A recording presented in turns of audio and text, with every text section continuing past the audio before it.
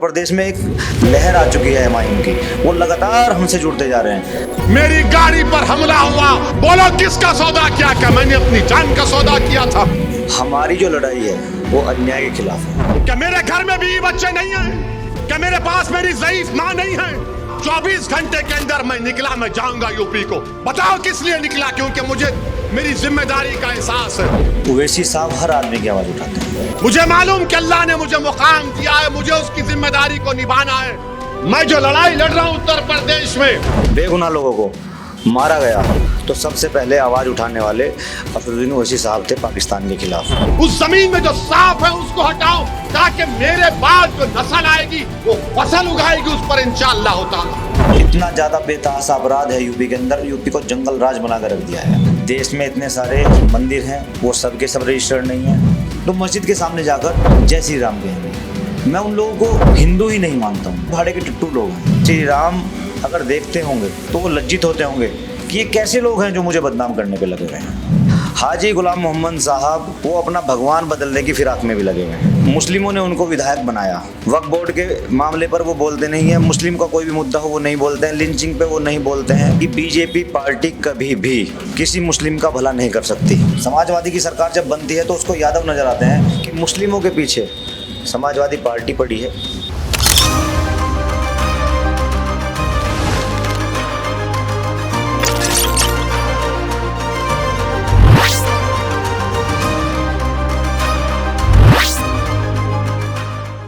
आज जो हमारे मेहमान हैं डॉक्टर हनीफ राणा साहब, AIMIM से सिवाल खास विधानसभा के विधानसभा अध्यक्ष हैं। डॉक्टर हनीफ राणा साहब, आपका बहुत हार्दिक स्वागत है हमारे चैनल यूपी पंचायत 2.0 पर। बहुत बहुत शुक्रिया। हिंदुस्तान में मुसलमानों की बेबाकी से आवाज़ उठाने वाले असदुद्दीन ओवैसी साहब बेबाकी से बोलने के लिए जाने जाते हैं और उनकी पार्टी के बहुत सारे नेता मुसलमानों की आवाज़ी के लिए बड़े ही बेबाक तरीके से बोलते हैं। उन्हीं के एक साथी मेरठ में सिवाल खास विधानसभा से डॉक्टर हनीफ राणा साहब हमारे साथ हैं। डॉक्टर हनीफ राणा साहब, आप 2022 से AIMIM पार्टी के सक्रिय कार्यकर्ता बने। AIMIM पार्टी में आपने ऐसी क्या खूबियाँ, क्या विचारधारा देखी कि आपने AIMIM का सफ़र तय किया? पहले तो मैं आप लोगों का शुक्रिया अदा करता हूं कि आप आए और इस तरह का प्रोग्राम आप कर रहे हैं। ये बहुत ही अच्छी पहल है। देखिए साहब, ये पूरा दुनिया जानता है कि AIMIM अध्यक्ष बैरिस्टर असदुद्दीन ओवैसी साहब पूरी दुनिया में बेबाकी के लिए जाने जाते हैं और मजलूमों की आवाज़ उठाते हैं। बात की जाए मुस्लिमों की तो मुस्लिमों के लिए एक चेहरा है जो सबसे बेहतर है। वो हर क्षेत्र में, चाहे सांसद हो, ज़मीन हो या विदेश की ज़मीन हो, हर जगह जहाँ भी जाते हैं वो मजलूमों की और मुस्लिमों की आवाज़ उठाते हैं। जैसे कि आप जानते हैं कि हिंदुस्तान में सभी मजहब रहते हैं और खुशी के साथ रहते हैं। पिछले दिनों अभी आपने देखा भी होगा कि जब पाकिस्तान ने हमारे यहाँ अटैक किया और हमारे 26 लोगों को, बेगुनाह लोगों को मारा गया, तो सबसे पहले आवाज़ उठाने वाले असदुद्दीन ओवैसी साहब थे पाकिस्तान के ख़िलाफ़। और उन्होंने पूरी दुनिया को संदेश दिया कि हम टेररिस्ट के ख़िलाफ़ हैं और भारत का मुसलमान टेररिज्म के ख़िलाफ़ है। चाहे वो किसी भी देश का टेररिज्म हो, हमें ये बर्दाश्त नहीं है और हम आगे बढ़कर पाकिस्तान का मुंहतोड़ जवाब देने के लिए भी सक्षम हैं। जिस तरह से हमारे डॉक्टर हनीफ साहब ने पहलगाम घटना को लेकर के शुरुआत की, बिल्कुल उसमें जिस तरह से असदुद्दीन ओवैसी साहब ने बेबाकी से बोले और पाकिस्तान का पुरजोर विरोध किया, पूरे देश ने इसके लिए उनकी सराहना भी की है और उनको जो बोर्ड की कमेटी बनाकर बाहर भी भेजा गया है उसके लिए। तो डॉक्टर हनीफ साहब, अब मैं आपसे सिवाल खास विधानसभा को लेकर कुछ चर्चा करूंगा जिसमें आप हमारी बातों का जवाब देंगे। जिस तरह से आपने 2022 से AIMIM ज्वाइन की, सिवाल खास विधानसभा में अभी प्रेजेंट में जो वर्तमान विधायक हैं हाजी गुलाम मोहम्मद साहब हैं, वो राष्ट्रीय लोकदल और समाजवादी पार्टी के गठबंधन से चुनाव लड़े और जीते।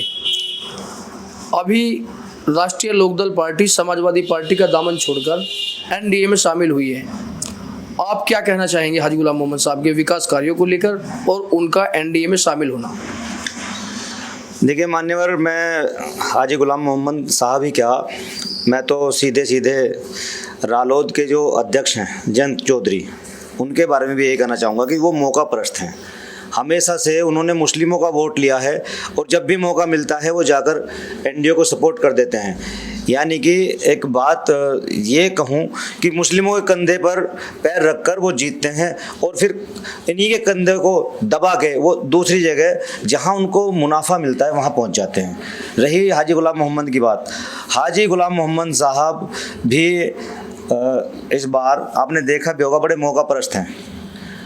अगर हमारी वोटों से जीता हुआ प्रत्याशी हमारे ही मुद्दों पर नहीं बोलेगा तो वो फिर मैं समझता हूँ कहीं ना कहीं जो है अपनी दिशा से भटक चुका है, क्योंकि मुस्लिमों ने उनको विधायक बनाया और आज वक्फ बोर्ड के मामले पर वो बोलते नहीं हैं, मुस्लिम का कोई भी मुद्दा हो वो नहीं बोलते हैं, लिंचिंग पे वो नहीं बोलते हैं, और यहाँ तक कि वो अब तो जो है पूजा अर्चना भी करने लगे हैं, वो अपना भगवान बदलने की फिराक में भी लगे हुए हैं।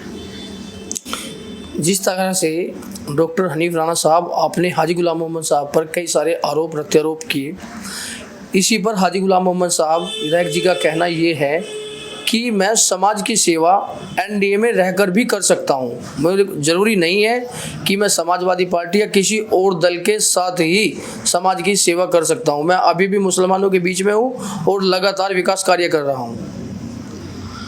हाजी गुलाम मोहम्मद साहब ये मैसेज देते हैं, वो उनका अपना मानना है, लेकिन हमारा और जो आवाम का मानना है वो ये है कि बीजेपी पार्टी कभी भी किसी मुस्लिम का भला नहीं कर सकती।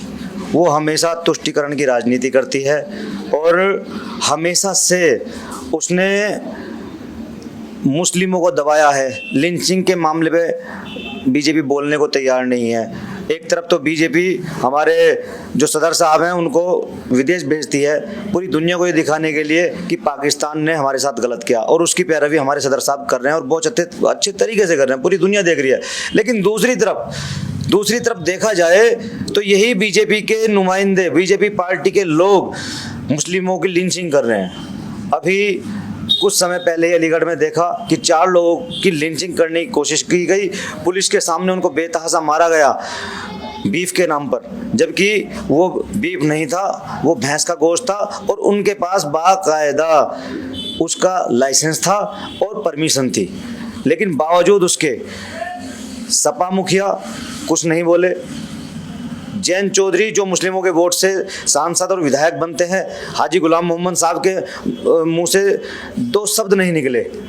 अगर वो समाज की सेवा करते हैं तो खाली वो समाज कौन सा है जो उनसे की वो सेवा करना चाहते हैं? कौन से समाज की बात करते हैं वो? क्या मुस्लिम समाज को वो अपना समाज नहीं मानते? अगर मुस्लिम समाज के लोग मारे जाते हैं तो क्या मुस्लिम समाज उनका अपना समाज नहीं है? क्यों उनके होठ सिल जाते हैं? अगर वो इस समाज के लिए नहीं बोलेंगे तो इस बार उनको पता चलेगा और इस बार AIMIM ये दिखाएगी कि समाज के लिए कैसे बोला जाता है। हम लगातार समाज के लिए बोलते हैं, मुस्लिमों के लिए बोलते हैं, दलितों के लिए बोलते हैं। इसीलिए हमारा जो पार्टी का ग्राफ है उत्तर प्रदेश, बिहार, पूरे हिंदुस्तान में बड़ी तेज़ी के साथ बढ़ रहा है। जिस तरह से डॉक्टर साहब आपने बताया, ओवैसी साहब बेबाकी के लिए विशेष रूप से जाने जाते हैं, चाहे NRC हो या अभी आपका वक्फ बोर्ड हो। ओवैसी साहब ने बिल्कुल बेबाकी से मुसलमानों की आवाज़ उठाई और आवाज़ बने भी, लेकिन इसके बावजूद भी मुस्लिम आवाम उनको समर्थन करने के लिए तैयार नहीं है उत्तर प्रदेश में। ऐसी क्या कारण है, क्या खामियां हैं जो आपने महसूस की हो?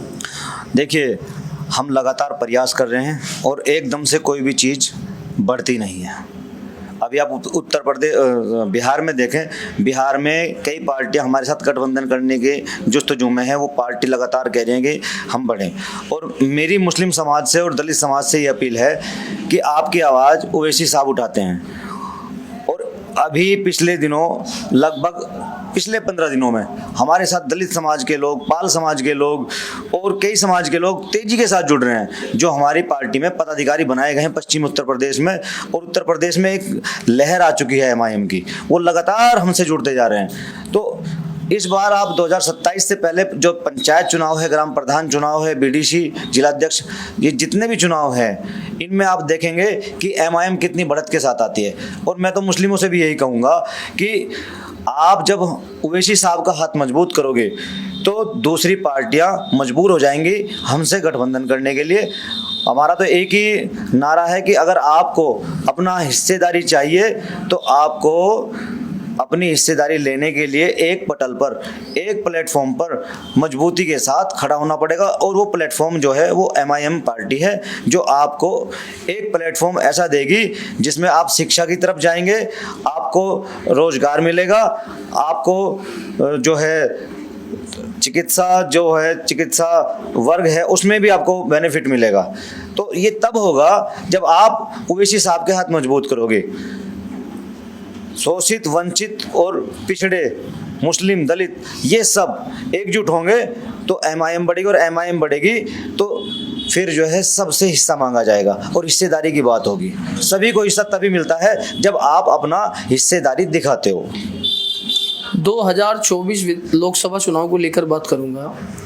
उत्तर प्रदेश में जैसे इंडिया गठबंधन में सभी दलों को शामिल किया गया, AIMIM, बहुजन समाजवादी पार्टी और भीम आर्मी के प्रमुख चंद्रशेखर आज़ाद जी, इन तीनों को इंडिया अलायंस में जगह नहीं दी गई। लोगों का कहना ये भी है कि मुस्लिमों के प्लेटफॉर्म और दलितों के प्लेटफॉर्म, इन दोनों को इंडिया अलायंस से बाहर किया गया। भविष्य में लोग आज़ाद समाज पार्टी, बहुजन समाजवादी पार्टी और AIMIM, खास तौर से दलित और मुस्लिम गठजोड़ को भी देख सकते हैं क्या? आपकी क्या उम्मीदें हैं? देखिए, आने वाले टाइम में कई पार्टियां हमारी ओर देख रही है। उसका कारण है कि MIM की तरफ लोग खींचे चले आ रहे हैं। ये समीकरण बनता जा रहा है। आने वाले टाइम में दलित, पिछड़ा और मुस्लिम गठजोड़ होगा और वो हमारी पार्टी के द्वारा ही होगा। रही बात 2024 की, 2024 में हमारी पार्टी ने सपा और कांग्रेस के लिए खुला मैदान छोड़ दिया था, और जब खुला मैदान छोड़ दिया था इसीलिए उनकी 37 सीटें आई। अन्यथा अगर हम मैदान में होते तो 37 की 17 रह जाती।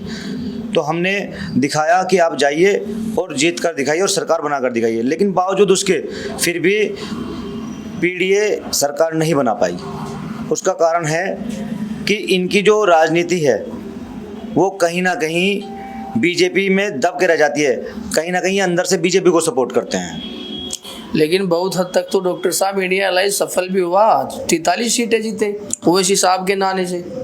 बिल्कुल, मैं वही तो बता रहा हूँ कि 37 सीटें जीती हैं सपा ने, और बाकी उनके जो गठबंधन में दल थे उन्होंने जीती, हमारे ही ना आने की वजह से। क्योंकि हमने एंड टाइम पे हमारे सदर साहब ने कह दिया था कि आप जीतिए, आप सरकार बनाकर दिखाइए, क्योंकि कहीं ना कहीं इल्ज़ाम लगता है कि ये हरा देते हैं। तो हमने वहाँ एन मौके पर इनको मैदान खुला छोड़ दिया। समाजवादी पार्टी बैरिस्टर साहब पर यही आरोप लगाती आई है कि जिस तरह से भारतीय जनता पार्टी लोगों को भड़काने का काम करती है हिंदू के नाम पर, उसी तरह से AIMIM के राष्ट्रीय अध्यक्ष बैरिस्टर असदुद्दीन ओवैसी साहब भी मुसलमानों को भारतीय जनता पार्टी की तरह भड़काने का ही काम करते हैं। देखिए साहब, अगर इल्ज़ाम नहीं लगाएंगे तो लोग बहकावे में कैसे आएंगे? कुछ बरसाती मेंढक होते हैं, जब चुनाव आता है तो वो मुसलमानों को भड़काने का काम करते हैं, बहकाने का काम करते हैं। जबकि लोकतंत्र में हर किसी को चुनाव लड़ने का अधिकार है और हर किसी को चुनाव लड़ना चाहिए। ओवैसी साहब लगातार मजबूती के साथ लड़ रहे हैं और आगे बढ़ रहे हैं। हैदराबाद में आप जाइए, हैदराबाद में आप जाकर देखिए कि कितना विकास वो करते हैं।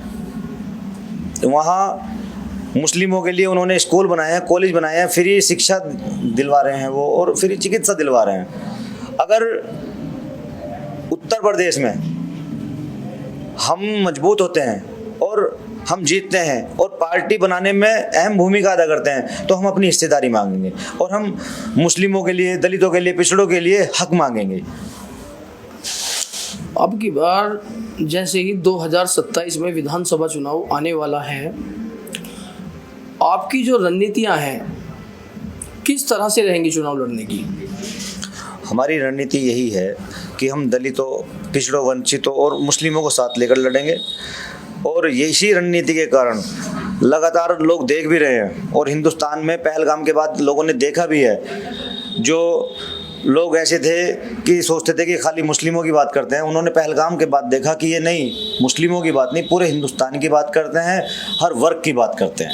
और उसी का नतीजा है कि लोग लगातार MIM में लगातार जुड़ते जा रहे हैं। सभी धर्मों के लोग, सभी जातियों के लोग लगातार जुड़ रहे हैं। डॉक्टर साहब, आज़ाद समाज पार्टी हो या आपकी बहुजन समाजवादी पार्टी हो,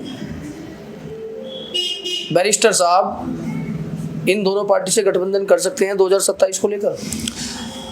ये वक्त बताएगा कि किससे गठबंधन होगा, लेकिन गठबंधन से पहले एक यही अपील होगी कि जब पार्टी से लोग जुड़ेंगे, एक फॉर्मूला होता है कि अगर आपके पास लोग हैं तो कोई भी पार्टी अगर आपको ऑफर देती है कि हमारे साथ गठबंधन कर लो, तो जहाँ तक मेरा मानना है ये तो हमारे जो ऊपर के लोग हैं, पार्टी का कैडर है, वो तय करेगा। जो पार्टी की बड़ी कमेटी है वो तय करेगी, शीर्ष नेतृत्व है वो तय करेगा कि किसके साथ गठबंधन करना है। जिस तरह से उत्तर प्रदेश में भारतीय जनता पार्टी लगातार धार्मिक हिंसाएं, मंदिर, मस्जिद, बहुत सारे धार्मिक मुद्दे बढ़ा चढ़ाकर पेश करती है चुनाव जीतने के लिए, उसको लेकर आप मुस्लिम समाज को कैसे समझाएंगे कि वो अपना एक अलग प्लेटफॉर्म तय करें समाजवादी पार्टी सेट कर? आज मेरा कहना यह है सभी मुस्लिमों से कि आज हमें शिक्षा की ज़रूरत है। शिक्षा के क्षेत्र में अपने आप को मजबूत करें, अपने बच्चों को पढ़ाएं।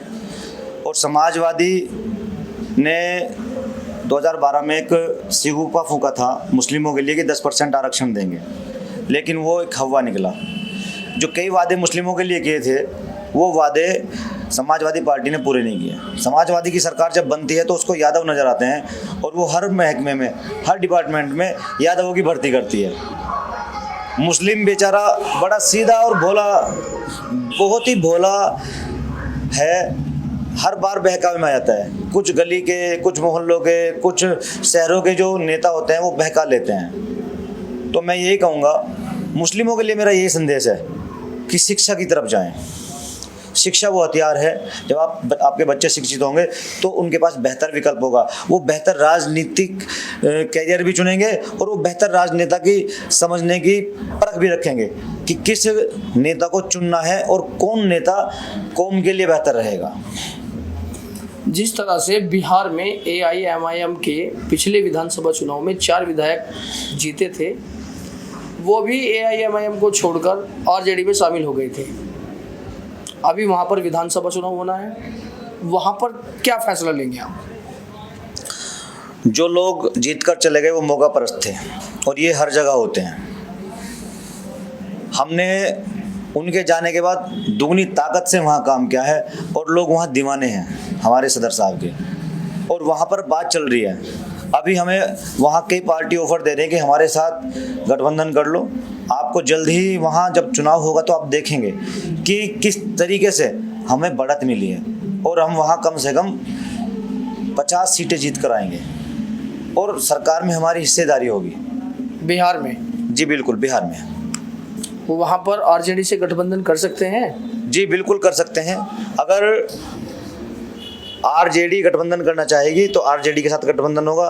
RJD के अलावा भी कई पार्टियां हैं जो अलायंस के लिए लगातार हमसे बात करने के लिए तैयार हैं। चलिए डॉक्टर साहब, मैं उत्तर प्रदेश को लेकर आपसे एक सवाल पूछना चाहूँगा। उत्तर प्रदेश में AIMIM के अध्यक्ष असदुद्दीन ओवैसी साहब की लड़ाई समाजवादी पार्टी से है या भारतीय जनता पार्टी से है? हमारी मैं आपकी जानकारी के लिए बता दूं, देखा भी गया है और बहुत सारे नेताओं के आरोप भी हैं कि वो भारतीय जनता पार्टी के खिलाफ कम, समाजवादी पार्टी के खिलाफ ज़्यादा बोलते हैं। देखिए, हमारी जो लड़ाई है वो अन्याय के खिलाफ है, और हमारी जो लड़ाई है वो आतंक जो फैला है मुस्लिमों के खिलाफ, उसके खिलाफ है। और ये लड़ाई ऐसे सपा के खिलाफ हो जाती है कि जब सपा मुस्लिम मुद्दों पर नहीं बोलती है, वोट लेती है और बाईपास मार जाती है, तो अपने आप ही उनको ऐसा लगता है कि लड़ाई हमारे साथ है, जबकि हमारी जो लड़ाई है वो सब देखते हैं कि किसके खिलाफ है। तो ये जो इल्ज़ाम है, अगर वो इल्ज़ाम नहीं लगाएंगे तो लोगों को कैसे बहकाएंगे? यही इल्ज़ाम तो लगाते हैं। और भी जब कई सारी पार्टियां हैं, हरियाणा में चंद्रशेखर साहब गए, वहाँ कांग्रेस को हराया, किसी ने ये नहीं कहा कि चंद्रशेखर ने कांग्रेस को हराया। दिल्ली में और कई पार्टियां लड़ी, किसी ने ये नहीं कहा कि आम आदमी पार्टी को इन्होंने हराया। आपका और भी कई प्रदेश हैं जिन प्रदेशों में जहां MIM नहीं लड़ी, ये दूसरे घटक दल लड़े, किसी ने ये नहीं कहा कि ये घटक दल लड़े। तो अब आप समझ जाइए कि मामला क्या है। ये सिर्फ एक दोहरा रवैया है मुसलमानों के प्रति, क्योंकि मुसलमानों की वोट तो सब लेना चाहते हैं, लेकिन इन्हें हिस्सेदारी कोई नहीं देना चाहता, बेवकूफ़ बनाया जाता है। लेकिन ऐसा नहीं है कि आप हर बार बेवकूफ़ बना लोगे। बीजेपी ने धर्म की राजनीति करी है आज तक, वो धीरे धीरे ख़त्म हो गई, अब वो नए नए सिग्गू पे फूंक रही है। उसी तरीके से समाजवादी पार्टी है जो MIM को बदनाम करती है, लेकिन वो ज़्यादा दिन नहीं चला, वो अब तक ख़त्म हो चुका। अब कुछ नया ढूंढ कर लाए जो हमसे पार पाए, अब वो चीज़ें नहीं चलेंगी। 2027 को लेकर आपको क्या लगता है, समाजवादी पार्टी से हटकर मुसलमान ओवैसी साहब को अपना नेता चुनेगा? बिल्कुल चुनेगा। उसकी सुगबुगाहट अभी से है। पंचायत चुनाव आ रहा है, निकाय चुनाव है, उसमें अभी से ही सब कुछ क्लियर हो रहा है, दिख रहा है। सोशल मीडिया पे भी दिख रहा है, धरातल पे भी दिख रहा है, सब कुछ दिख रहा है कि किस कदर ओवैसी साहब के लोग दीवाने हैं। जिस तरह से मेरठ में महापौर के इलेक्शन में भी देखा गया था कि मोहम्मद अनस नंबर 2 के प्रत्याशी रहे, हरिकांत अहलुवालिया जीते, 1,28,000 लगभग उनको वोट मिला और दूसरे नंबर के प्रत्याशी रहे। तो AIMIM का कहीं ना कहीं पैराग्राफ वोटों में बढ़ता हुआ दिखा। तो 2027 में क्या इसी तरह लगातार पैराग्राफ बढ़ता जाएगा? बिल्कुल। देखिए, धीरे धीरे चीज़ें बढ़ती हैं। मुस्लिम समाज समझ रहा है, दलित समाज समझ रहा है कि ओवैसी साहब लगातार मजलूमों की आवाज़ उठाते हैं, चाहे वो मैंने कहा कि कोई सा भी पटल हो, संसद हो या धरातल हो, हमेशा हम आवाज़ उठाते हैं। देश हो विदेश हो, हर जगह दलितों की, पिछड़ों की, वंचितों की, मुस्लिमों की आवाज़ लगातार उठा रहे हैं और उठाते रहेंगे। और जब आप ऐसे लोगों की आवाज़ उठाते हो जिनकी आवाज़ कोई नहीं उठाता, तो लोग आपके साथ जुड़ते जाते हैं। उत्तर प्रदेश में जब से 2017 से समाजवादी पार्टी सत्ता से बाहर हुई है, बहुत सारे तमाम मुस्लिम बड़े नेता थे जिन पर भारतीय जनता पार्टी द्वारा फर्जी मुकदमे दर्ज किए गए, लगातार उनका उत्पीड़न किया गया, जेलों में डाला गया। उनमें से ही एक बहुत बड़ा नाम है मोहम्मद आजम खान साहब, रामपुर से वरिष्ठ नेता हैं, कद्दावर नेता हैं समाजवादी पार्टी के। ओवैसी साहब ने उनसे भी मिलने की कोशिश की, लेकिन आजम खान साहब ने उनसे मिलने के लिए इनकार कर दिया। जिन जिन नेताओं पर भारतीय जनता पार्टी द्वारा इतनी बड़ी बड़ी कार्यवाही हुई, आजम खान साहब के छोड़कर किसी और नेता से मिलने ओवैसी साहब नहीं गए। देखिए, आजम खान साहब ने मना किया या नहीं किया, इस बात का कोई प्रमाण नहीं है, ये भी एक षड्यंत्र हो सकता है। दूसरी बात, ओवैसी साहब हर आदमी की आवाज़ उठाते हैं, चाहे वो कोई भी मजलूम हो। बीजेपी हर जगह, मैं तो ये कहूँगा कि हर जगह अन्याय करती है, मस्जिदों को ढा देती है। सुप्रीम कोर्ट का ऑर्डर है कि कोई भी निर्माण जो है ढाया नहीं जाएगा, लेकिन वो बावजूद उसके सुप्रीम कोर्ट को दता बता देती है और नाहक कार्रवाई करती है। कहीं भी मुस्लिमों के खिलाफ कोई कार्रवाई हो तो तुरंत रातों रात कार्रवाई होती है। इसके अलावा अपराध पे कार्रवाई कोई नहीं होती है। यूपी में योगी जी कहते हैं कि अपराध शून्य है, लेकिन जब हम अखबार सुबह खोलते हैं या सोशल मीडिया या कोई भी न्यूज़ देखते हैं तो पता चलता है कि यूपी में अपराध कितना है। इतना ज़्यादा बेतहाशा अपराध है यूपी के अंदर, यूपी को जंगल राज बना कर रख दिया है। अभी जिस तरह से आपने देखा होगा, गाजियाबाद में एक नाहल गांव है, उससे पहले बिकरू कांड हुआ था, वहाँ पर 6-7 पुलिसकर्मियों की हत्या कर दी गई थी। इसके बाद गाजियाबाद के नाहल गांव में कुछ व्यक्तियों ने पुलिस पर गोलियां बरसाई और उसमें एक शामली के सिपाही थे, वो भी शहीद हुए। क्या लगता है आपको उत्तर प्रदेश की कानून व्यवस्था को लेकर? जैसा कि मैंने वहाँ की क्लिप देखी हैं नाहल गांव की, वहाँ कई सारे न्यूज़ चैनल जा रहे हैं, देख रहे हैं, और न्यूज़ चैनल पे मैंने देखा कि पत्रकार एक बुजुर्ग से सवाल करते हैं कि यहाँ गोली मारी गई है और वो जो अपराधी था उसका नाम कादिर था, कादिर ने गोली मारी है। तो वहाँ पे कुछ लोग कह रहे थे कि कादिर ने गोली नहीं मारी, वो पुलिस की गोली से मरा है, तो उसकी निष्पक्ष जाँच हो। वहाँ इतना बड़ा तांडव मचा रखा है कि लोगों को पलायन करने पर मजबूर कर दिया है। वहाँ एक तरफा कार्रवाई हो रही है, निष्पक्ष जांच नहीं हो रही है, यानी कि मुस्लिमों को डराने का काम वहाँ किया जा रहा है। एक तरफ तो कहते हैं जीरो टॉलरेंस की राजनीति कर रही है बीजेपी सरकार, लेकिन बीजेपी सरकार तुष्टीकरण की राजनीति कर रही है। और मैं ये एक संदेश ये देना चाहूँगा कि इंसान के अंदर एक ज़मीर भी होता है, जो अपने इष्ट देवता को मानता है, भगवान खुदा जिसको भी मानता है, और हम ये मानते हैं कि इस ज़िंदगी के बाद भी एक ज़िंदगी है, चाहे वो कोई भी धर्म हो, सभी धर्म में ये है, तो मरने के बाद वहाँ जवाब देना पड़ेगा अपने कर्मों का। तो जितने भी पुलिसकर्मी हैं या कोई भी राजनेता या सरकार है, जवाब सबको देना है। अगर आप निष्पक्ष कार्रवाई नहीं करेंगे तो आप पर भी अजाब आएगा। मजलूम पर अगर आप जुल्म करेंगे तो आपके ऊपर अजाब आएगा। मेरा यही सोच है, और मेरी क्या, जो सेकुलर लोग हैं सभी की ये सोच है। नाहल गांव में निष्पक्ष कार्रवाई नहीं हो रही है। मैं भी वहाँ की वीडियो देखी है और लगातार वहाँ से खबरें भी आ रही हैं। हम आप जैसे जो न्यूज़ चैनल हैं वो लगातार दिखा भी रहे हैं, और वहाँ पर अगर ऐसा है तो वहाँ पर कैमरे चेक क्यों नहीं किए जा रहे कि गोली किसकी लगी। तो मेरा सरकार से यही निवेदन है कि अगर आप जीरो टॉलरेंस राजनीति का दावा करते हैं तो आप वहाँ पर निष्पक्ष कार्रवाई कराएं, वहाँ पर आप SIT गठित करके वहाँ पर उसकी निष्पक्ष जांच कराएं। जिस तरह से आपने नाहल मसूरी को लेकर बताया कि वहाँ पर निष्पक्ष जांच होनी चाहिए, इसकी जांच होनी चाहिए, गाजियाबाद में भी AIMIM का सक्रिय संगठन होगा, तो आपकी पार्टी का प्रतिनिधिमंडल जाकर SP साहब से मिले और इसके लिए मांग करें? जी, वहाँ बिल्कुल मिले हैं और मांग करी है, लेकिन सुनवाई वहाँ ना के बराबर है।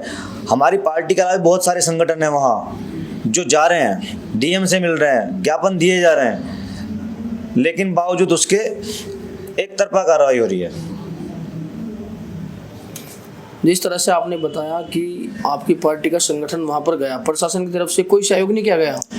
मैं ये कह रहा हूँ कि हमारी पार्टी भी गई है, इसके अलावा और भी संगठन गए हैं। रिस्पॉन्स ज्ञापन लेके रख लिया जाता है, लेकिन वही ढुलमुल रवैया वही। इसके लिए प्रदर्शन भी कर सकते हैं, एक शांतिपूर्वक प्रदर्शन करें। बिल्कुल होगा, इसके लिए रूपरेखा बनाई जा रही है और प्रदर्शन होगा। इसके लिए बाकायदा गाजियाबाद की टीम से संपर्क किया जा रहा है और हम संपर्क में हैं।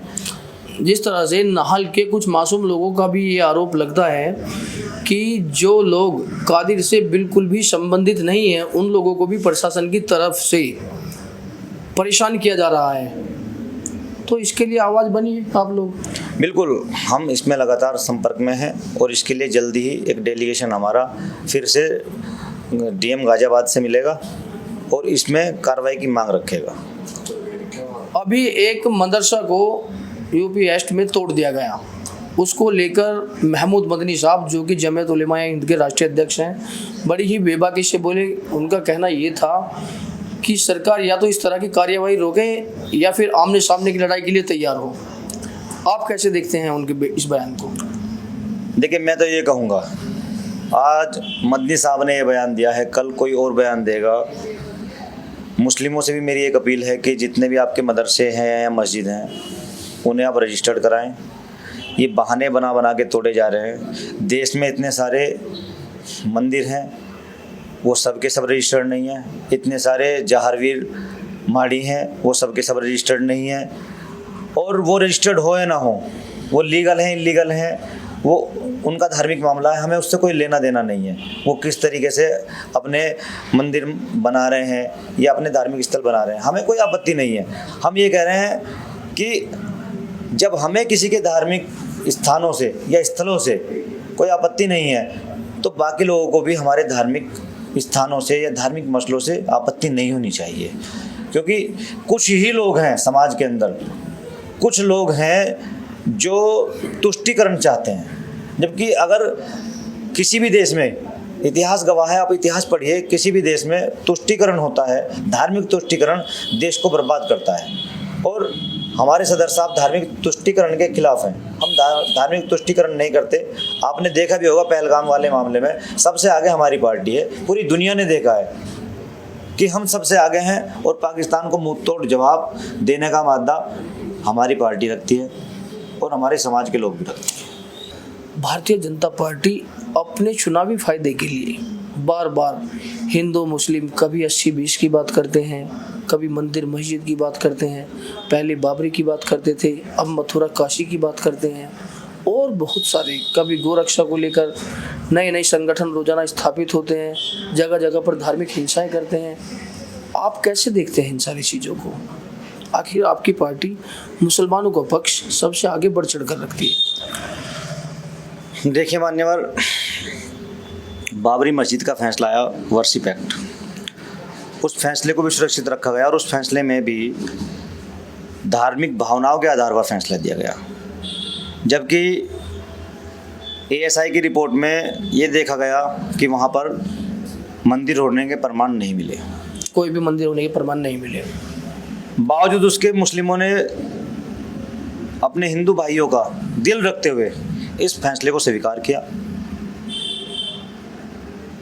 और मैं ये कहूँगा कि अगर कुछ लोग जो हमारे कहते हैं कि नहीं वहाँ मंदिर था, अभी भी वो जो है अंधभक्त बन के कहते हैं, तो मेरा सवाल ये है कि अगर वहाँ मंदिर था तो फिर मस्जिद के लिए मुस्लिमों को ज़मीन क्यों दी गई?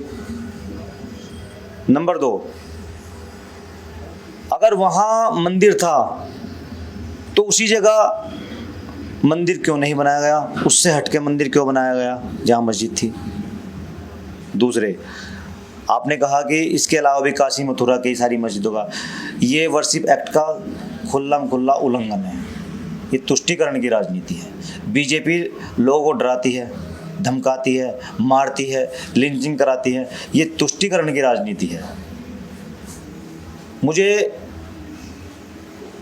एक हिंदुस्तान के अंदर एक आदमी, एक मुसलमान ऐसा कोई ढूंढ कर दिखा दे जो मंदिर के अंदर मस्जिद ढूंढता हो, जो मंदिर के सामने खड़ा होकर अल्लाह अकबर कहता हो।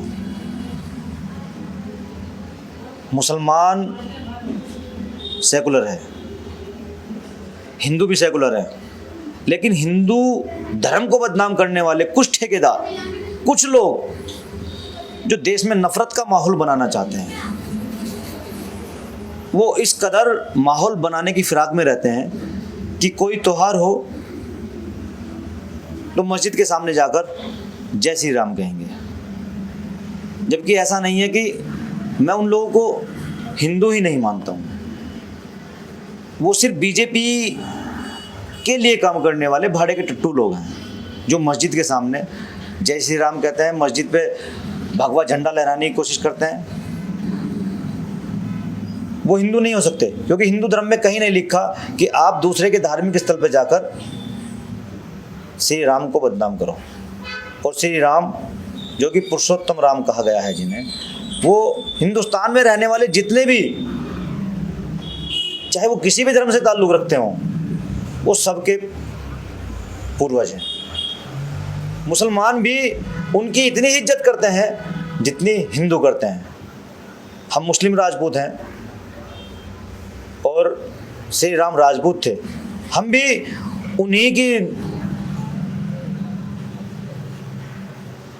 वंशज कहलाएंगे और वंशज हैं, क्योंकि हम भी उनका उतना ही सम्मान करते हैं। पहले आपने देखा होगा कि लोग हाथ जोड़ के एक दूसरे को हिंदू या मुसलमान राम राम करते थे। आज क्या करते हैं? आज करते हैं जय श्री राम, जैसे कि तुम सामने वाले को डरा रहे हो, जबरदस्ती से जय श्री राम कहलवाते हैं। अरे भाई, राम राम कहने से कौन हट रहा है? सभी कहते हैं, हिंदू या मुसलमान हो। लेकिन ये जो हिंदू श्री राम को बदनाम करने का, ऐसे लोगों पर तो श्री राम अगर देखते होंगे तो वो लज्जित होते होंगे कि ये कैसे लोग हैं जो मुझे बदनाम करने पे लगे हुए हैं। मैं आपसे, एक संभल में भी एक जामा मस्जिद को लेकर बड़ी घटना हुई थी, कई नौजवानों की जान चली गई थी। वहाँ पर कांग्रेस पार्टी से राहुल गांधी भी गए और कई सारे नेता गए, चंद्रशेखर आज़ाद जी भी वहाँ पर गए उनके परिजनों से मिलने के लिए। सपा अध्यक्ष अखिलेश यादव वहाँ से भी किनारा करते हुए दिखाई दिए।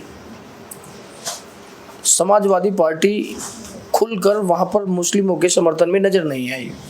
भारतीय जनता पार्टी द्वारा जो भी वहाँ पर कथित कार्यवाही हुई उसमें एआईएम अपने आप को किस तरह से दिख रही है? देखिए साहब, पिछले दिनों देखा भी आपने, संभल में हमारा प्रतिनिधिमंडल गया था और समाजवादी पार्टी जो है वो कहीं ना कहीं बीजेपी के लिए काम करती है और पर्दे के पीछे ये एक ही थाली में खाना भी खाते हैं। योगी जी के साथ बैठकर अखिलेश यादव खाना खाते हैं और बीजेपी को सपोर्ट करते हैं। मेरा सवाल है कि आखिर जब बीजेपी हर किसी के यहाँ ईडी भेज देती है तो समाजवादी पार्टी के जो नेता हैं वो ईडी से कैसे बचे? टोटी चोर कहते थे इनको उस वक्त। सत्ता में आने से पहले बीजेपी कहती थी कि जेल जाएंगे, आखिर ये जेल क्यों नहीं गए? जेल गए तो आजम खान, जो सीधे सच्चे इंसान थे, जिन्होंने लोगों के लिए काम किया, जिन्होंने कुंभ जैसे बड़े मेले का बहुत ही सुगमतापूर्वक आयोजन किया और वहाँ की व्यवस्था देखी, कोई व्यवस्था बिगड़ने नहीं दी। एक ये कुंभ हुआ जिसमें व्यवस्थाओं को देखा आपने, कितने लोग मरे, कहीं आग लग रही है तो कहीं जनहानि हो रही है, कहीं नदी में ही लाशों को फेंक दिया गया, खबरें बाहर नहीं आने दी गई। एक वो कुंभ था जहाँ इतनी सी भी अव्यवस्था नहीं हुई थी आजम खान के साथ। लेकिन आजम खान साहब, वही आजम खान साहब जो इतने अच्छे मैनेजर थे, उनको समाजवादी पार्टी ने जेल में डलवा दिया, उनके बेटे को जेल में डलवा दिया। तो मैं तो यही कहूँगा कि मुस्लिमों के पीछे समाजवादी पार्टी पड़ी है। बीजेपी से मिलकर समाजवादी पार्टी मुस्लिम नेताओं का जो वर्चस्व है उसको ख़त्म करना चाहती है और ख़त्म कर रही है। अभी कल परसों की बात है, अब्बास अंसारी के साथ जो हुआ वो पूरी दुनिया ने देखा। बीजेपी के नेता इतने बड़े बड़े हेट स्पीचर हैं, इतने बड़े बड़े हेटर हैं जो स्पीच देते हैं, इतनी हेट स्पीच देते हैं, उनके ऊपर कोई कार्रवाई नहीं होती। 2013 के दंगे में कई हेट स्पीच आई, कई नेताओं की हेट स्पीच आई, उनका आज तक जो है ना वो, उनके ऊपर जो है मुकदमे चल रहे हैं, लेकिन उनकी सदस्यता रद्द नहीं की गई, उनके ऊपर पता नहीं कब केस चलेंगे। तो ये केवल मुस्लिमों को ही जेल में डालने का काम करते हैं और इसमें बराबर की हिस्सेदार समाजवादी पार्टी है। इसी को लेकर मैं आपसे एक सवाल और पूछूंगा। जिस तरह से पाकिस्तान के साथ युद्ध के हालात बने हुए थे, बड़ा ही ख़राब माहौल था, उस टाइम को लेकर मैं आपसे एक सवाल पूछूंगा। डॉक्टर हनीफ साहब, नेता प्रतिपक्ष राहुल गांधी उसी युद्ध को लेकर बोले जिस तरह से पाकिस्तान की मीडिया ने कई सारे राफेल गिराने का एक दावा किया था। हमारी भारत सरकार और बड़े चैनल्स सभी ने इस दावे से इनकार किया, लेकिन पाकिस्तानी मीडिया और वहाँ की सरकार लगातार ये दावा करती रही। उसी को लेकर नेता प्रतिपक्ष राहुल गांधी का भी एक बयान आया। उन्होंने कहा कि हमने फ्रांस से 26 राफेल खरीदे थे। मैं चाहता हूं कि सरकार एक बार मुझे राफेल की गिनती करा दे। आपको कैसा लगता है कि राहुल गांधी का ये कहना उचित है? देखिए साहब, ये तो राहुल गांधी जवाब देंगे, उन्होंने क्या पूछा और उन्होंने क्या किया। लेकिन पूरी दुनिया देख रही है कि कुछ ना कुछ छुपाया जा रहा है। सेना ने भी इस बारे में, अभी हमारे एयर चीफ थे, उन्होंने भी एक उनका बयान आया था कि आपूर्ति नहीं की जा रही है। जो डिफेंस के जो हथियार हैं, जो ठेका दिया गया था HAL को, उसका वादा था कि 2024 से डिलीवरी देनी शुरू कर दी जाएगी, लेकिन वो डिलीवरी नहीं दी गई, तो मजबूरन उन्हें बोलना पड़ा। ऐसे ही जो हमारे सेनाध्यक्ष हैं CDS, उनका भी एक बयान आया कि जब पत्रकार ने पूछा कि कितने राफेल गिरे या कितने आपके जेट गिरे हैं, तो उन्होंने कहा कि गिनती मायने नहीं रखती। तो कहीं ना कहीं ये है कि कुछ ना कुछ तो हुआ है। आखिर वो नेता प्रतिपक्ष हैं, वो हक रखते हैं पूछने का। हाँ बिल्कुल वो हक रखते हैं। अभी बहुत चीज़ें खुल के आनी बाकी हैं और ये चीज़ें चुनाव से पहले पहले खुल के आएंगी।